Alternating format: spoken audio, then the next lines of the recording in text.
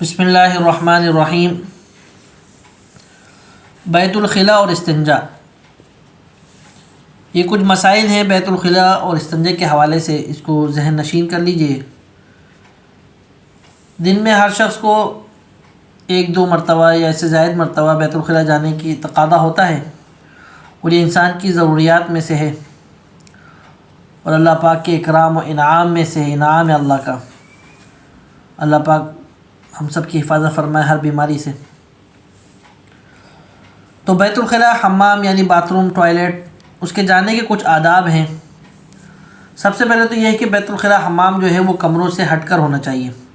آج کل ایک فیشن چل گیا ہے کہ حمام بیت الخلاء جو ہیں یہ کمروں میں ہوتے ہیں، اس کی وجہ سے کمروں میں ہونے کی وجہ سے گھروں میں آسیب ہونے کا خطرہ ہوتا ہے، اور شیاطین جنات جو ہیں اپنا بسیرا گھر پہ بسیرا کر لیتے ہیں، تو اس سے بچنا چاہیے، کمروں سے دور رکھنا چاہیے۔ اور جب حمام سے فارغ ہو جائیں تو بیت الخلاء کا دروازہ بند رکھنا چاہیے، ہر وقت کھلا نہیں رہنا چاہیے، اور زیادہ دیر وہاں ٹھہرنا نہیں چاہیے۔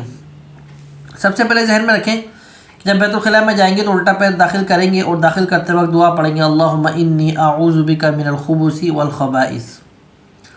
اور جب قضاء حاجت کے لیے بیٹھیں گے تو منہ جو ہے قبلے کی طرف نہیں ہونا چاہیے، نہ پیٹھ۔ اسی طریقے سے جب استنجا کریں، جب یعنی اپنی اس سے پیشاب پخانے سے فارغ ہو جائیں تو الٹے ہاتھ سے جو ہے صفائی کرنی چاہیے۔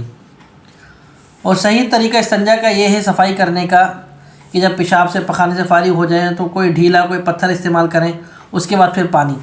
لیکن آج کل کے دور میں ٹیشو پیپر ہے، تو پہلے انسان پہلے ٹیشو پیپر سے صاف کر لے وہ جگہ، اور اس کے بعد جو ہے پھر پانی سے اس جگہ کو صاف کرے۔ لیکن اس کے ذہن میں یہ رکھنا چاہیے کہ بعض لوگ ٹیشو پیپر استعمال کرتے ہیں اور پھر وہیں پر ٹیشو کو پھینک دیتے ہیں، جس سے تعفن بھی پھیلتا ہے اور گندگی بھی ہوتی ہے۔ تو احتیاط برتنا چاہیے کہ جو اس کے صحیح پھینکنے کی جگہ ہے وہاں پر اس کو پھینکیں۔ اسی کے ساتھ ساتھ جب حمام یعنی کر لیں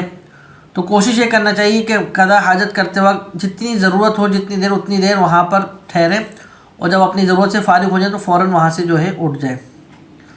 اسی کے ساتھ ساتھ یہ بھی ذہن میں رکھنا چاہیے کہ جب وہاں سے اٹھیں، حمام سے اٹھیں نکلیں،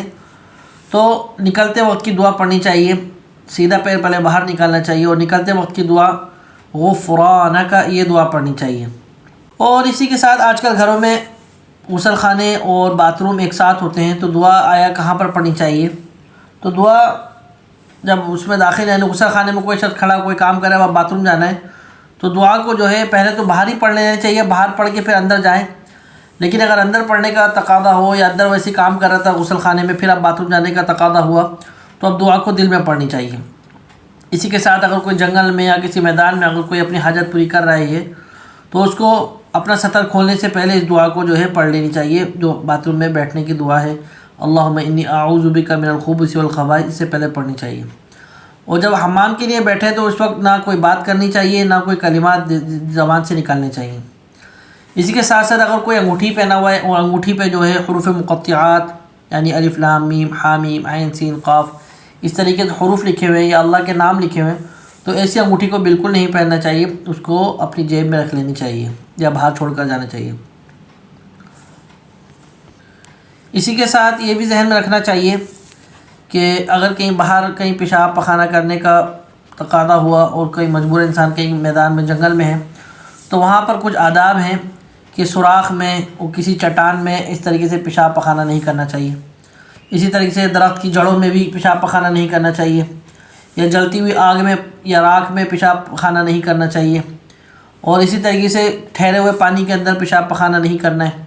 چلتے ہوئے پانی میں پیشاب پخانہ نہیں کرنا ہے۔ اور اس کے ساتھ ساتھ بہت اہم بات یہ ہے کہ پیشاب کی چھینٹوں سے بچنا ضروری ہے، بعض لوگ اس کا خیال نہیں کرتے۔ حدیث شریف میں آتا ہے کہ آپ صلی اللہ علیہ وسلم نے فرمایا کہ استنزعوا عن البول فإنه عامة عذاب القبر منه، کہ پیشاب کے قطروں سے بچو، اکثر قبر کا عذاب اسی وجہ سے ہوتا ہے کہ لوگ پیشاب کے قطروں سے بچتے نہیں، چھینٹیں ان کے کپڑوں پہ لگ جاتی ہیں، جسم میں لگ جاتی ہیں، اسی طریقے سے وہ رہتے ہیں، چلتے پھرتے ہیں، خیال نہیں کرتے، تو قبر میں اس کی وجہ سے عذاب ہوتا ہے۔ تو لہٰذا بہت خیال احتیاط کرنے کی ضرورت ہے کہ پیشاب کے چھینٹوں سے پیشاب کے قطروں سے جو ہے بچنا چاہیے، پاک صاف رہنا چاہیے۔ اسی طریقے سے بیت الخلاء میں جانے کے ایک ادب یہ بھی ہے کہ سر کو ڈھانپ کے جانا چاہیے، اور اسی کے ساتھ جب انسان حمام میں بیٹھے تو اپنی نجاست کو بار بار دیکھنے کی ضرورت نہیں، اس سے جو ہے بچنا چاہیے کہ انسان بار بار اپنی نجاست کو دیکھے۔ اور جب قضاء حاجت سے جب فارغ ہو جائیں تو پھر ہاتھوں کو جو ہے بالکل صابن سے اور بالکل صفائی کے ساتھ دھونا چاہیے۔ اگر کوئی انسان ایسی جگہ ہے کہ جہاں پر صابن نہیں ہے، کوئی ایسی چیز نہیں ہے کہ جس سے ہاتھ دھوئے، تو وہاں بہتر یہ ہے کہ مٹی میں جو ہے اپنے ہاتھ مل کے مٹی میں اپنے ہاتھوں کو رگڑ کے تاکہ نجاست دور ہو جائے، پھر اس کے بعد جو ہے اپنے ہاتھوں کو صاف پانی سے دھو لیا جائے۔ یہ قضاء حاجت کی کچھ آداب ہیں، ان کا خیال رکھنا چاہیے اور باہر جانے اندر آنے کی دعاؤں کا اہتمام کرنا چاہیے۔ اللہ پاک ہمیں ان باتوں کو سمجھنے اور ان پر عمل کرنے کی توفیق عطا فرمائے۔ وآخر دعوانا ان الحمد للہ رب العالمین۔